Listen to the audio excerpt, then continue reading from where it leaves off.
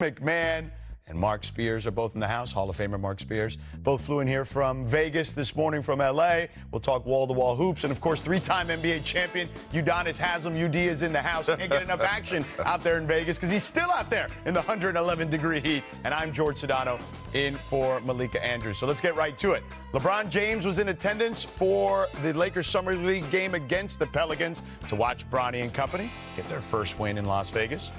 This, of course, in the midst of all the chatter surrounding where LeBron will play this season and perhaps beyond after his agent Rich Paul made an interestingly worded statement to our Shams Charania in late June. Quote, LeBron wants to compete for a championship. He knows the Lakers are building for the future. He understands that, but he values a realistic chance at winning it all. We're very appreciative of the partnership that we've had for 8 years with Jeannie and Rob, and consider the Lakers a critical part of his career. Plenty have read into the past tense verbiage used by the Clutch Sports CEO, and on a recent appearance on SiriusXM Radio, he discussed the situation further. It's not for us to rebuttal or to try to give clarity on what's said, what's not said.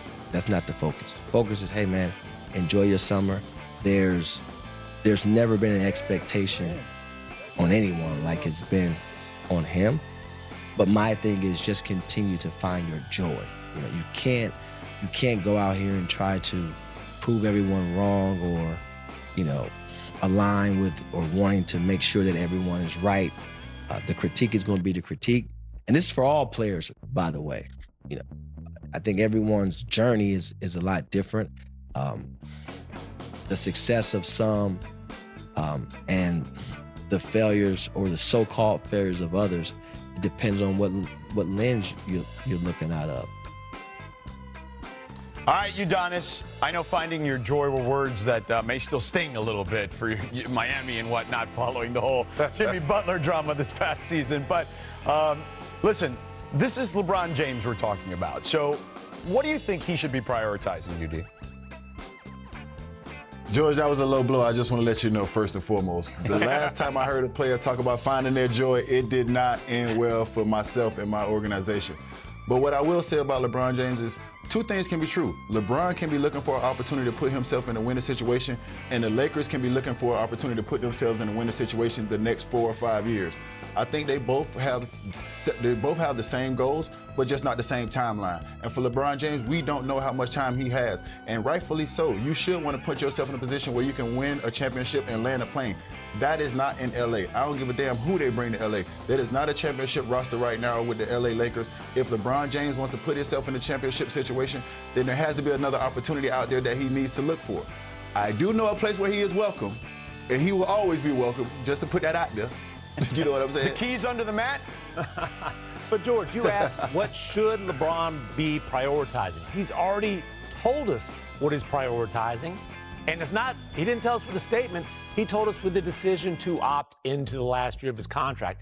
He's prioritizing the finances. He's prioritizing the $52.6 million.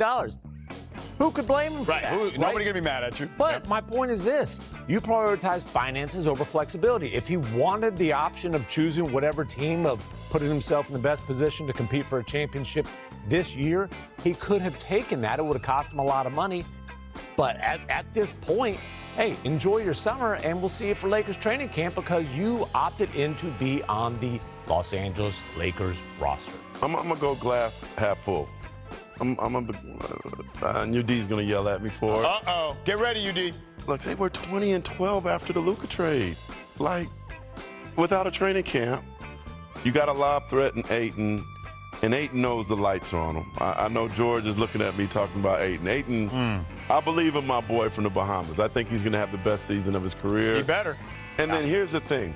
I think patience is best for LeBron now. But if by the trade deadline, Rob Pelinka doesn't put a championship, like I think he needs more time. We've seen trades get made at the beginning of training camp.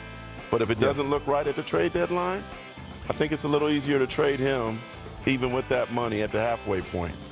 Be patient, wait, and see what happens. Go ahead, UD. I mean, this is a guy who's seen everything but the win. You're not going to run the banana in the tailpipe on LeBron James. When he walks in that locker room, he knows that that is a championship roster. He knows if he has a chance of realistically winning a championship. When you look at what Houston has done, when you look at Minnesota getting another year better, when you look at what they've done in Oklahoma City, bringing their core back and extending those guys, they do not have a chance in hell on winning a championship with the Los Angeles Lakers this particular season. So if LeBron James wants that opportunity, he has to put himself in that situation moving forward, and that is not going to be with the Los Angeles Lakers. That's just my opinion, hands down. Yeah, listen, I would agree with you, UD. I'm here in LA. I'm here every day. I think at best you can make the case they're like the 5th or 6th best team in the Western Conference on paper at the moment. But, yeah, I don't know if I see a championship roster, especially once you get past the first couple of players in their rotation. But, listen, our reporter Dave McMiniman covers the Lakers all the time as well here for our company here at ESPN. He had some boots on the ground reporting in Vegas after talking to both the Lakers and LeBron's camp. Let's take a listen. The question on everybody's mind is, where will LeBron be playing next season? Some have posited that the true cause of this situation was the Lakers not offering LeBron a contract beyond next season, but Rich Paul told me that they never asked for one. Paul also made it clear to me that LeBron has not asked for a trade, and Paul hasn't even discussed the possibility of wanting a trade in the future with the Lakers. Paul did tell me that 4 teams contacted him with interest in trading for LeBron, though. Now, I asked LeBron just before tip-off if he'd like to join the broadcast to discuss everything, and he told me, quote, "I ain't got nothing to talk about." Okay, listen, stars turn down interviews all the time, but I mean, there's kind of something to talk about, at least a little bit here. All right, look, let's get in our front office insider, Bobby Marks, who joins us now from Vegas as well. All right, 4 teams have allegedly reached out in interest about trading for LeBron James. Bobby, who could realistically get a deal done, though? Well, that's the biggest question, George, is like, what does LeBron James want? And here's a player, one of 2, that has a no trade clause in his contract. His contract's at $53 million. Certainly when you look at teams like Golden State, that would, of course, probably make the most sense. When you're trying to swap Jimmy Butler out for LeBron James, that trade actually works when you look at it from a perspective. The question would be, of course, would the Lakers want an extra year of Jimmy Butler? Remember, this is a team that's prioritizing cap space post LeBron James. I think the second team, of course, is the New York Knicks. Of course, when you look at a player like Karl Anthony Towns, that trade matches. They have players like OG Anunoby, Mikal Bridges, Josh Hart. It does become a little bit complicated because of the finances. And of course, the Los Angeles Clippers right across the way. But as we've said, it would cost you something to trade a player like Kawhi Leonard, perhaps. So that's the biggest question there. I think unrealistic teams are potentially Cleveland. Cleveland will certainly be mentioned a lot if LeBron James ever became available. Because of their finances in the second apron, it is unrealistic that the Cleveland Cavaliers could potentially trade for LeBron James. I do think, realistically, if he became a free agent, now that opens up the door for a lot of teams to go out and sign him there, because I keep on going back to that statement. He wants to compete for a championship. And in any trade, as you guys know, it's going to take 2 or 3 players from that team to potentially trade away that he would be walking into. All right, so let's bring back the full panel here. UD, where do you think is the best place for LeBron at this stage of his career? Come on now, George. Don't do me like that. Don't do me like that. You know I wear my emotions on my sleeve. Yes, I know. You know I'm all heart. Yeah. You know where my heart lies. Yeah. And you know the success that I've had with this gentleman and what he's been able to do. So I would love for that to be a situation that really manifests itself and occurs. But at the end of the day, man, like I said before, LeBron James has earned the right to go and put himself in a situation win the championship as soon as possible. And the Miami Heat are a situation where I love that organization, but we're trying to figure things out right now. So is that a situation for him? He has to look at that and figure that out for himself. But, you know, we have great pieces. We have Tyler Hero. We have Bam Adebayo. We just made some moves. So we'll see what happens, man. But at the end of the day, man, I love Bron. I'm going to be a fan of his wherever he goes. And I got a chance to land my own plane. I know how special that was for me to put myself in that situation and have that experience. And he deserves that experience as well. I am all for the return of the king, to borrow from the Wendy and Mac 10 book title, but not to Miami, to where it all began, to where he went back and delivered the only title in the last however many thousand years of Cleveland pro sports history, but not this year. Play it out with the Lakers this year. You'll have all the options on the table next summer.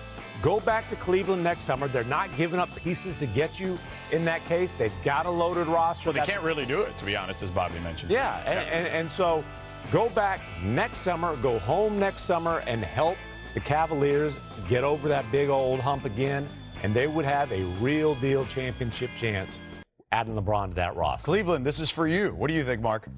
New York, New York. What? You got to go to the Big Apple, man. If you're going to go somewhere, go big. That's the #1 market. Jay-Z going to be there to watch you. You get your former coach, Mike Brown. You get to play with him. Join Worldwide West. The Knicks, as Bobby Mark said, they have people that actually the Lakers might be excited to get back for him. Some talented younger players. There's like 4 players. Call New York now. Get it done. Get him in the Garden. Get him back with Mike Brown. And just box office with him internationally. Listen, come on, man. That makes the most sense. I'm not trying to disagree with a Hall of Famer, but what I'll say is this. If he were to go anywhere else, I don't want him in a 4th uniform. That's just me personally. So to me, it's either go back to Cleveland, go back to Miami if he were to leave the Lakers, which I actually don't believe will happen if we're being honest. So, all right, we'll put a pin in that. Coming up on NBA Today, what are the biggest takeaways from Saturday's Mavs-Spurs showdown? And could the future be arriving a lot sooner than we expect? We'll explain. Plus, safe to say the Dubs have gotten off to a slow summer. Big Money Bobby Marks will be back breaking down their options and handing out some homework assignments. That's all next. And we have the latest on Victor Wembanyama's blood clot that ended. There you see the 2 young men. Let's flash back, though, to Cooper Flag's first game against the Lakers. Now, that would have been the highlight of the weekend. It would have. But he had a rough shooting night, but did all the other things, I thought. He had his shots there, but Little rusty. didn't fall. Right. He missed from all areas. But he hit a ton here against the Spurs. You see him there from 3. And now putting it on the floor, finishing with the left. Okay, look, getting down. On tough defense, too. But Dylan Harper, check this out on D. Got it from Get his out. daddy, boy. His daddy had them hops, too. Yep. F-head. Almost hitting the head on the rim. Now, the afro's pretty high, though, so maybe there. Float game, second quarter. He's nice. Yeah, he had a little chit I see you back there, Tim. In the third, back to Flag with the miss. Harper in transition. Got that from Manu already. The step through. Final seconds of the third. Here's Go get it. Cooper. Hey. Alley-oop. Some authority on that one. Fourth quarter, Flag Can't press him out. on the drive and the finish. Flag finishes with 31 points. And here's one more for Cooper getting to the right spot. Got one to go down there. So Flag after the game. Again, 31 points. Tied with John Wall. Most points by a #1 pick in Summer League history. 15 years apart. Here's Cooper after the game. Yeah, I think I've been solid. I think I'm exhausted. You know, I'm not used to bringing the ball up like that. And, you know, every time I'm getting the ball full court, I have somebody on my hip, you know, playing 94 feet. So definitely not used to that. But I think I did a solid job of, you know, bringing up against pressure and trying to set up our different actions for sure.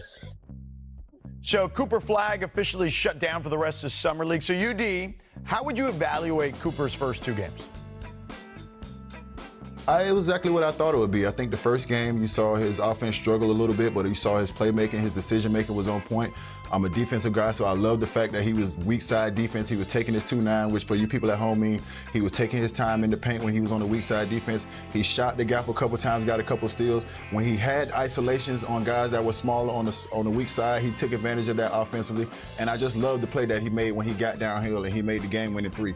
The second game, you saw him start to settle in offensively. You start to get to his spots. He was aggressive from all three levels. He was hitting pull-up threes when guys went under. He got to his pull-up jumper. He got in the paint. He was aggressive getting in the paint.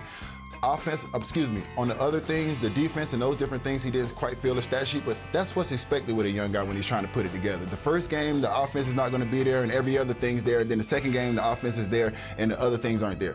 He is going to put that together. I am very encouraged by what I've seen from Cooper Flag on both ends of the basketball court. Well, I mean, I was encouraged just because he got better. I mean, and I think that's part of what Summer League is. It's that you're supposed to get better from game 1 to 2 and certainly experimenting. And I think what I took away from game 2 is the ability to go left. I think that was a little bit of a concern, certainly when you talk to some scouts after game 1, is something he had to work on. And it felt like he made it a priority in game 2, is that going to his left, as you see, getting to the rim, certainly the strength to finish at the rim there. That's what I took from Cooper Flagg here, and he's only going to get better. The beauty is that the other 4 players that he was on the roster with, those are probably not going to be the same players when we get going in mid-October. It's going to be Anthony Davis and P.J. Washington and Klay Thompson and Najee Marshall. And no offense to Ryan Nembhard, who's on a 2-way here, but the level of play will certainly get a lot better when we get to mid-October. I texted with Jason Kidd this morning just to get his thoughts on Cooper Flagg. He's ecstatic, man. Oh, sure. He said, he's really mature for an 18-year-old. He plays both ends hard. Offensively, he can score and pass. High IQ defensively. Solid all around. Great young man.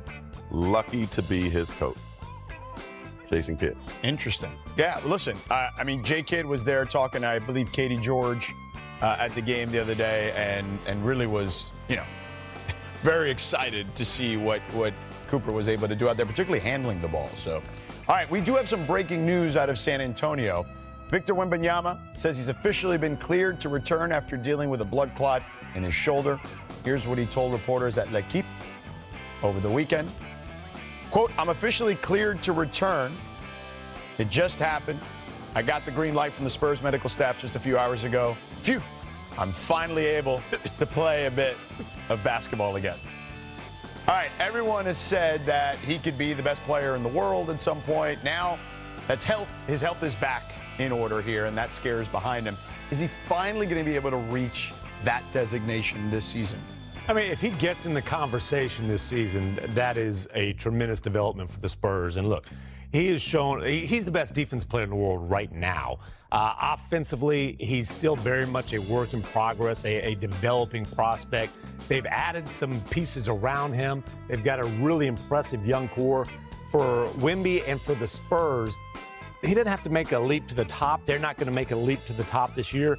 You want them to get in the thick of things in the Western Conference, to be competitive, to compete for a playoff spot. So, Mark, we saw Dylan Harper in that highlight. He looked really good in that game. They've got Dylan Harper. They've got the reigning Rookie of the Year, Stephon Castle. De'Aaron Fox is there. They do have some pieces, albeit young. Being pushed. Yeah. Look, his roster is great. There's no wasted roster spots. I expect them to take a leap. He has so much talent around him now that he doesn't have to put the entire franchise on his back. Yes, he is a star of this team, but if Vassal's coming off the bench, Barnes coming off the bench, you got 2 rookies that I expect to make an immediate impact on this team. I'm expecting big things from the Spurs. Yeah, and look, they always do a really good job of development, I would say, as well.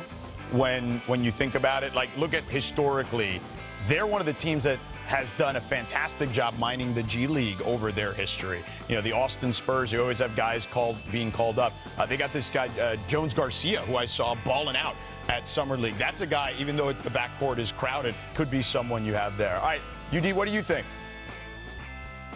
I mean, I love the roster. I love it. And also, let's not forget about bringing Luke Kennett over from Boston and what he was able to do in the playoffs for those guys. So that's another guy who has championship, experience and, has that expectation, knows what it's like to be in a locker room like that. So I love the pieces and everything they put around him. I love what Victor is able to do offensively and, of course, what he's able to do defensively. I would love for him to cut those threes down. I know he shoots around 8 or 9 threes. I'm a little old school. I want him to get in there and dominate a little bit more with his size. But, sky's the limit for Victor Wembanyama. I just think this team needs a couple more mango seasons. You're out there in the West and everybody is continuously getting better. And, it's a lot of ground for those guys to make up from where they were last year, even though they added those pieces as the West continues to get better. Well, and I think there's such a great unknown to this roster. I think just because they traded for De'Aaron Fox in February, and we really saw a limited body of work with him and Victor Wembanyama here, and I think there is a newness, and the only way is to get better. When you're in the Western Conference, if you don't improve your roster, and I think San Antonio did that in the draft, certainly with their 2 picks led by Dylan Harper. At the star-studded event. Let's go from the course to the court. When both Steph and Jimmy were healthy, their squad went an impressive 22-5 to close the regular season, but their run came up short in the Western Conference semis against Minnesota after Steph suffered a hamstring injury in Game 1. And without Curry, the Warriors couldn't quite recover.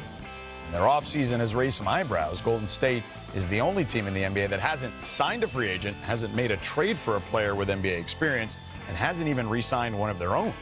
GM Mike Dunleavy addressed the uncertainty with our own Katie George at Summer League. I feel like we have a group going forward that's going to be pretty good, but what do we need to add? I think from that standpoint, we want to look in the front court to add some shooting. We want to add in the back court some defense. I think offensively, guys that can shoot, pass, dribble. So we're always, there's tons of needs. We've got some guys we got to figure out, but we got the whole summer to do it. All right, well, some interesting stuff there from Mike Dunleavy. Bobby, we welcome you back here. What's on the Warriors' to-do list this offseason? Well, the number one thing, George, is clarity on the future of Jonathan Kuminga here. He is one of the 4 restricted free agents that has not been signed right now. He has an $8 million qualifying offer. That contract is binding, and basically the future of Kuminga is keeping the Warriors in a holding pattern as far as what they can do as far as going out and signing other players right now here. So we're going to certainly keep an eye on Kuminga. The second thing is what Mike Dunleavy Jr. said, there's got to be a patching up the front court here. When you look at the roster right now, they've got Quentin Post, who was on a two-way last year, and they converted Trace Jackson-Davis. There is a glaring hole at the center position. Draymond Green, of course, played primarily at center a lot last year. And then the third is replacing the glue guys. When you look at Kevon Looney, who is now in New Orleans, Gary Payton II is still unsigned. It's finding those type of players that can kind of do the dirty work. George, they've got 9 players under contract right now. 15 is the max in the NBA. There's certainly work to do in Golden State. The question is going to be, how does the future of Kuminga dictate as far as what are those other parts that are going to be added to this roster? Great stuff as always, Bobby. Thank you so much. All right, the Warriors over-under win total has been set at 46.5 at ESPN Bet Sportsbook. That's right around the 48 win mark that the Warriors had last season. So let's get back with our panel here. Mark, you're as plugged into the Warriors as anyone. What do you expect here over the next several weeks? Frustration. Oh, okay. All right. That's one emotion. Kuminga's situation is complicated, man. It's like a Facebook. Remember when Facebook used to have those status updates and it would say it's complicated? It's like that. I'm dating myself, but no, I agree with you. His agent met with the Warriors last week. Still no answer. They're trying to figure it out. As Bobby mentioned, it's holding everything else up. What they want to do. And then obviously the one that everybody's worrying about is Al Horford. Like, what's going to happen with Al Horford? You know, Golden State obviously expected him to sign last week. He didn't. Lakers, Milwaukee, Atlanta, I believe, are also interested in the nearly 40-year-old guy who also has retirement on the table. Right. He's still considering retiring. He's not in any hurry. He's got a 6th kid coming on the way. He lives in Atlanta and Boston in the offseason.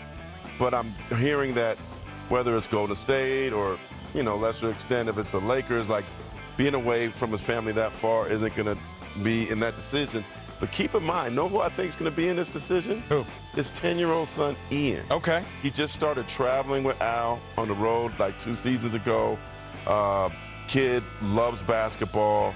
I know he's like, Dad, Steph Curry, Dad. Like, it likely. All the kids love Steph Curry, man. I know that. I could see Ian convincing his dad to keep playing. Tim, let me ask you this. Shout out to Ian. What is the market for Kuminga and Horford even at this point? Well, look, until Al Horford either retires or signs somewhere else, the assumption around the league is that he will end up with the Warriors. I would tell Warriors fans, relax on that one. I think things are going to turn out in your favor there. Kuminga is certainly complicated, but there's not much of a market for him. Right. He would love to go somewhere that values him as a star, that sees him as a focal point for their offense, which clearly Steve Kerr doesn't. Steve Kerr was DNP-CD in this guy during the playoffs. He has said multiple times he doesn't think he's a fit with Steph and with Jimmy Butler when they have both of those guys healthy, which is, that 22-5 lineup. But the simple fact of the matter is this: if there's not a market for Kuminga, there's not some kind of sign and trade situation in the summer, then it's probably in both parties' best interest to do some sort of maybe like a smaller version of the Jalen Green deal, you know, a 3-year deal with a player option, that sort of thing. The kind of deal that, quite frankly, is designed to try to be traded as soon as he's eligible on December 15th. Now, if that happens, Steve Kerr, you got to play in the first couple months of the season. You got to showcase the guy if the whole point is you're trying to move him at not even the deadline, the first day he's eligible. Right, for sure. All right, UD, you've been around a ton of superstars at different points in their careers, but including the tail ends of their careers. So how much pressure do you think is on the Warriors front office to improve this roster?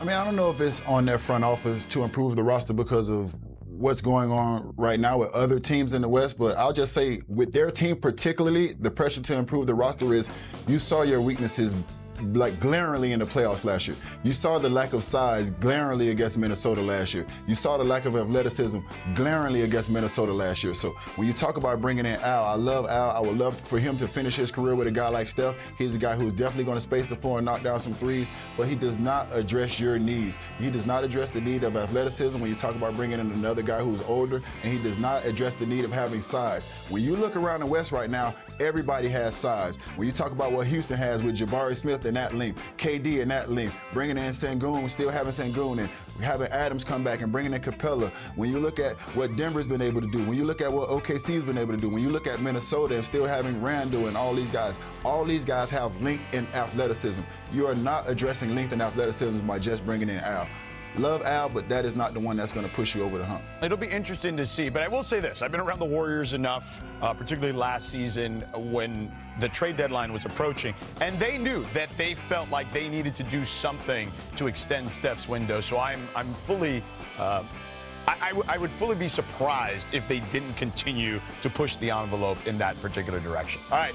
Summer's in full swing, so let's check out the top of the top, brought to you by Nintendo Switch 2. The weekend's best here. First, top poster is Indiana's Johnny Furphy drives and dunks on the Thunder here. Hey, Furphy's just a fun name to say, too. Yeah. The Pacers are really high on this kid. Bumpy. Oh, Elijah Martin throwing it down. Okay, I was not familiar with your game, Mr. or that spelling. And then Young Hanson. Ooh. That's your boy Tim, right? Yeah. Listen, they saying he's a Chinese Joker. I never seen Joker do that. How about Drew Tibbs? Hey, Pierce High School, baby. On Alex Sarr. Wow. On Czar, too. For the and one. Yeah. All right, next top playmaking. Trey Johnson. The self-assist off Malawach's leg for the layup. I was watching that play, and I'm like, oh. I like the creativity. That's a Texas education right there. Really? He was balling out this week, Trey Johnson. At least one semester. Yuki Kawamura throws the assist between the Kings defenders' legs. A little nutmeg action. Listen, man, he can pass. He's only about 5'2.5", but he can pass the ball. And then the American Century Championship. How about our boy Chuck? Chuck, where are you at? Look at this. The Eagle. The Eagle has landed, Chuck. Oh, wow. There we go. Oh, man, retire. come on. George got the most excited for a golf highlight. Come That's on. my guy, Chuck, man. That guy has been working on his game. Like this man right here, G.G. Jackson, working on his. PG for good gosh right there.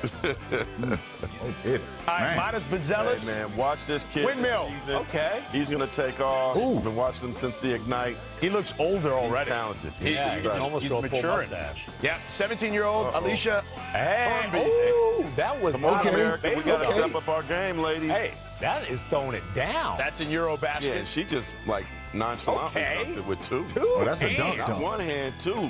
Yeah. She should have reversed it. Oh. After the break, our experts are standing by to explain everything we learned in the first ever professional matchup between Caitlin Clark and Paige